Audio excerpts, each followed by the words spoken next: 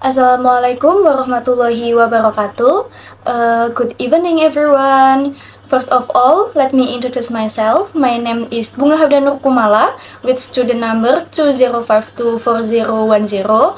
And in this video, I will present a review of all materials that I learned in the Islamic Studies Methodology course from meeting 1 until meeting 13. This presentation summarizes the main concept from each meeting in chronological order. At the end of the presentations, I will also share my overall conclusion and personal reflection about what I have learned throughout in this course. Let's begin with the first meeting.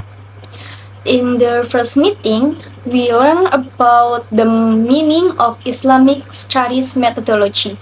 Methodology is the study of method or systematic ways to gain knowledge, while Islamic studies in the academic study of Islam, including its teachings, history, culture, and role in human life.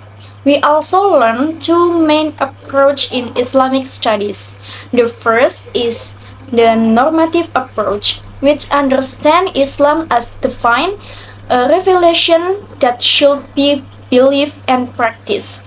And the second is the non-normative approach, which studies Islam through historical, social, and cultural perspective.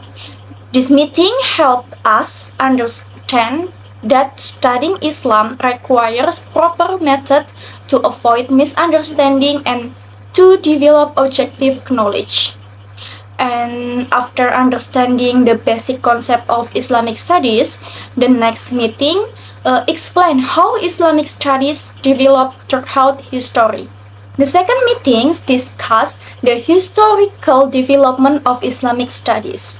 During the golden age of Islam, Muslim scholars such as Ibn Sina, Al-Khawarizmi, and Al-Biruni made important contribution to science, medicine, mathematics, and philosophy.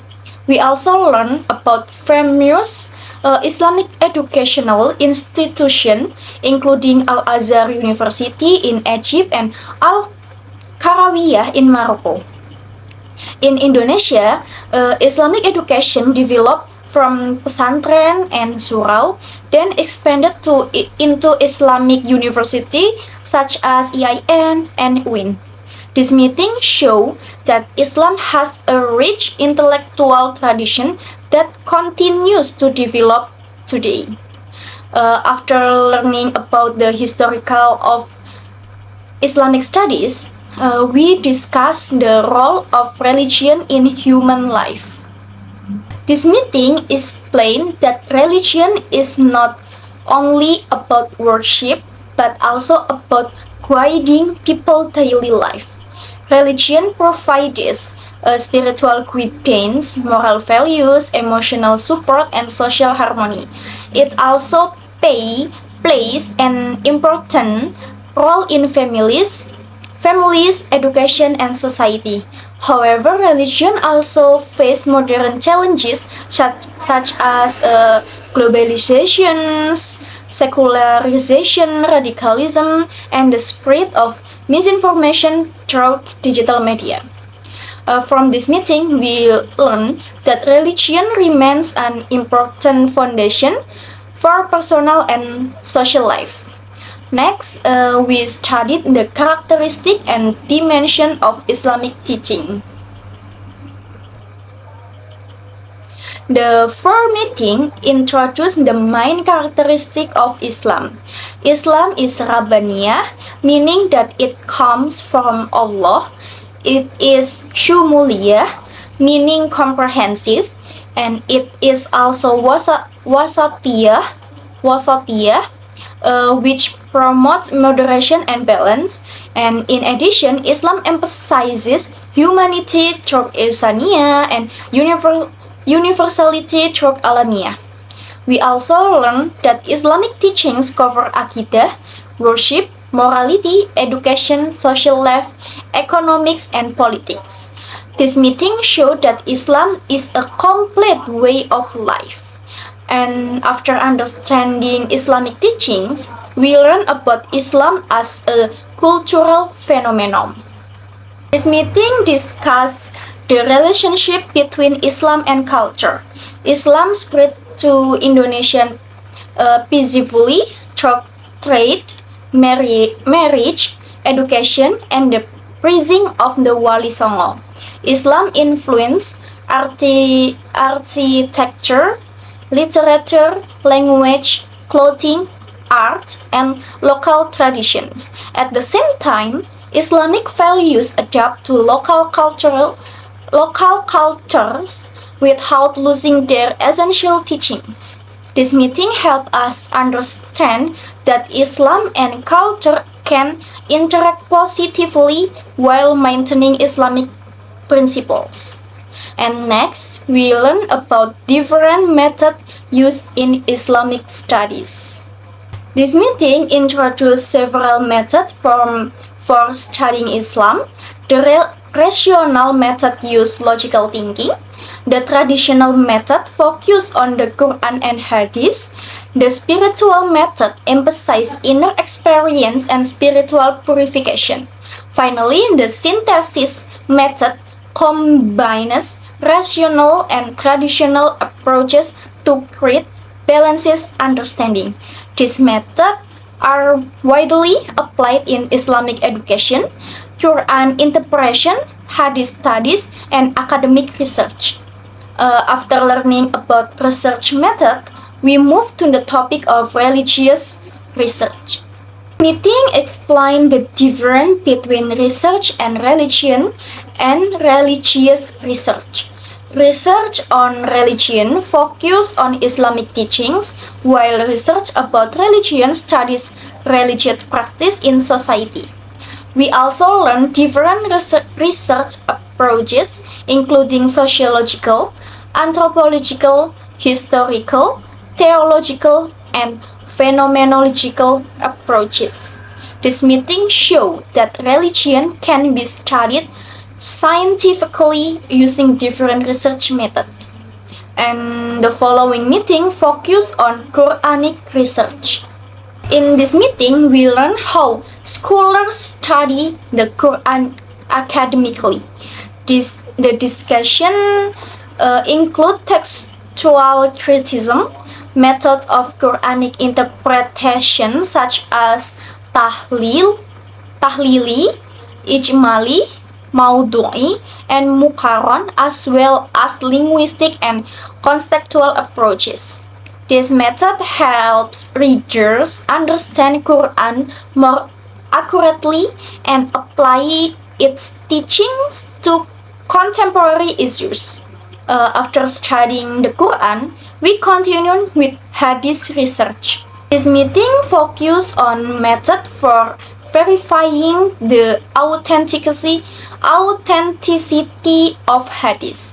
We studied Sanad criticism, which examined the chain of narrators, and Matan criticism, which analyzed the content of the Hadith. We also learned different methods of Hadith explanation, including tahlili, ijmali, and muqarron. This method ensure that Muslims use authentic Hadith as reliable sources of Islamic teachings. Next, we discussed Islamic law and the concept of ijtihad. This meeting explained the concept of ijtihad, which is the effort made by qualified scholars to solve new legal issues.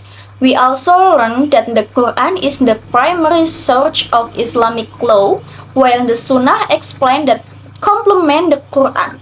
Therefore, ijtihad allows Islamic law to respond to modern challenges while remaining based on authentic Islamic sources. After learning about Islamic law, we discuss Islam in today's global society. This meeting discusses the impact of globalization on Muslim communities.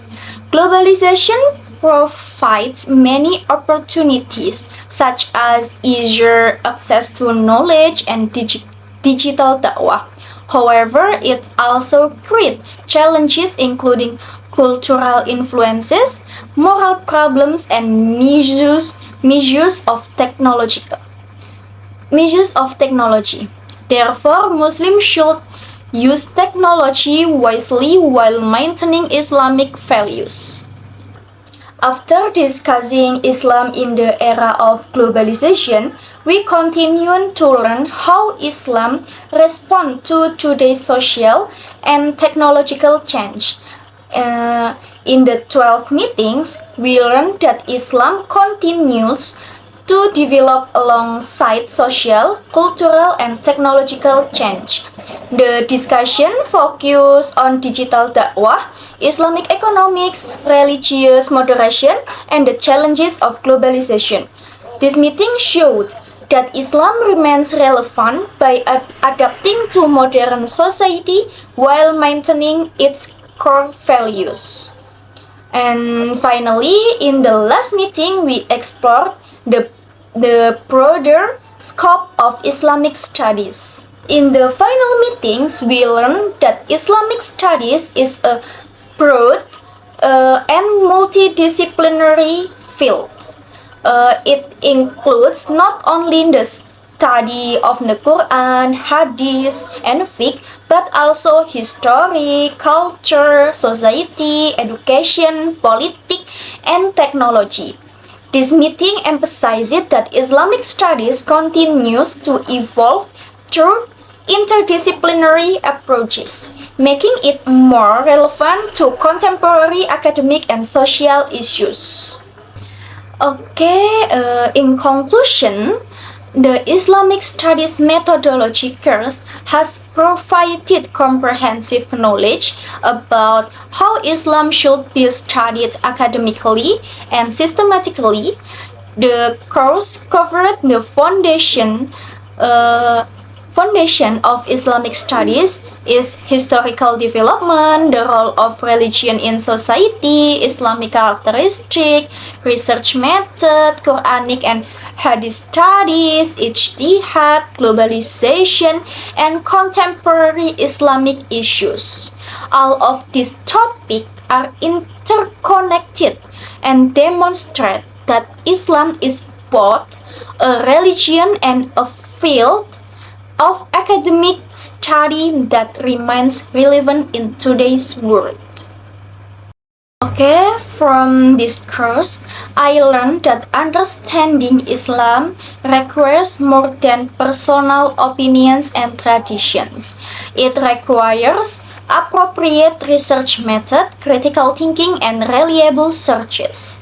This course has broadened my perspective on Islamic scholarship and helped me understand how Islamic teaching can address modern challenges while remaining faithful to the Quran and Sunnah. As a student, I hope to apply this knowledge in my academic journey and daily life by becoming more critical, open-minded, and responsible in understanding and practicing Islam. Thank you very much for your attention. Maybe that's enough. And wassalamualaikum warahmatullahi wabarakatuh.